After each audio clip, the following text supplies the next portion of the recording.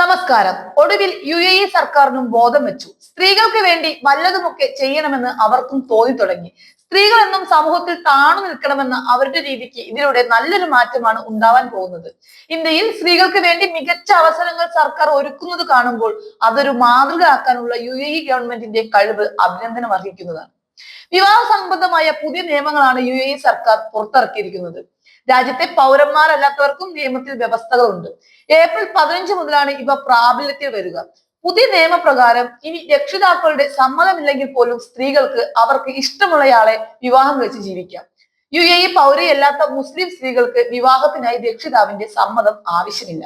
അവരുടെ സ്വന്തം രാജ്യത്തെ നിയമത്തിൽ വിവാഹത്തിനായി രക്ഷകർത്താവ് ഉണ്ടാകണമെന്ന് ആവശ്യപ്പെടുന്നില്ലെങ്കിലാണ് ഇതിന് സാധിക്കുന്നത്. സ്ത്രീയും വിവാഹം കഴിക്കാൻ ആഗ്രഹിക്കുന്നയാളും തമ്മിലെ പ്രായ വ്യത്യാസം 30-ന് മേലെ ആണെങ്കിൽ കോടതിയുടെ അനുമതിയോടെ മാത്രമേ വിവാഹം കഴിക്കാൻ സാധിക്കുകയുള്ളൂ. വിവാഹ നിശ്ചയം വിവാഹമായി പരിഗണിക്കില്ല. വിവാഹം മുടങ്ങുകയാണെങ്കിൽ പുതിയൊരു വിവാഹം ഉറപ്പിച്ചതിന് ശേഷം മാത്രമേ നേരത്തെ ലഭിച്ച സമ്മാനങ്ങൾ തിരികെ നൽകാനാവൂ. 25,000 ദിർഹത്തിന് മുകളിലുള്ള എല്ലാ സമ്മാനങ്ങളും തിരികെ ആവശ്യപ്പെടാവുന്നതാണ്. 18 വയസ്സാണ് വിവാഹിതയാകാനുള്ള നിയമപരമായ പ്രായം. പ്രായപൂർത്തിയായവർ വിവാഹം കഴിക്കാൻ ആഗ്രഹിക്കുകയും എന്നാൽ രക്ഷിതാവ് നിരസിക്കുകയും ചെയ്യുകയാണെങ്കിൽ കോടതിയിൽ അപ്പീൽ നൽകാം. പ്രായപൂർത്തിയാകാത്ത വ്യക്തികൾക്ക് രക്ഷിതാവിന്റെ സഹായമില്ലാതെ തന്നെ വിവാഹവുമായി ബന്ധപ്പെട്ട കാര്യങ്ങൾ സ്വതന്ത്രമായി കൈകാര്യം ചെയ്യാനും നിയമം അധികാരം നൽകുന്നു. വിവാഹ കരാറിൽ മറ്റു തരത്തിൽ വ്യവസ്ഥ ചെയ്തിട്ടില്ലെങ്കിൽ ഭാര്യ ഭർത്താവിനൊപ്പം തന്നെ കഴിയേണ്ടി വരും. ഭർത്താവാണ് മാതാപിതാക്കളുടെയും മറ്റ് വിവാഹങ്ങളിൽ നിന്നുള്ള കുട്ടികളുടെയും സാമ്പത്തിക കാര്യങ്ങൾ നോക്കുന്നതെങ്കിൽ അവരെയും ഭാര്യയോടൊപ്പം താമസിപ്പിക്കാം. എന്നാൽ ഭാര്യയ്ക്ക് ദോഷം വരുത്തില്ലെന്ന് ഉറപ്പുവരുത്തണമെന്ന് നിയമം അനുശാസിക്കുന്നു. വീട് വിട്ടു പോകുകയോ ജോലിക്ക് പോകുകയോ ചെയ്യുന്നതിന് വിവാഹ കർത്തവ്യങ്ങളുടെ ലംഘനമില്ലെന്നും നിയമം അനുശാസിക്കുന്നുണ്ട്.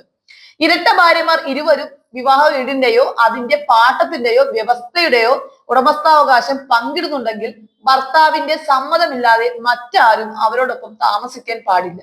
ഭർത്താവ് കുടുംബത്തിന്റെ ക്ഷേമം പരിഗണിക്കേണ്ടതിന്റെ പ്രാധാന്യം പ്രധാനമാണ്.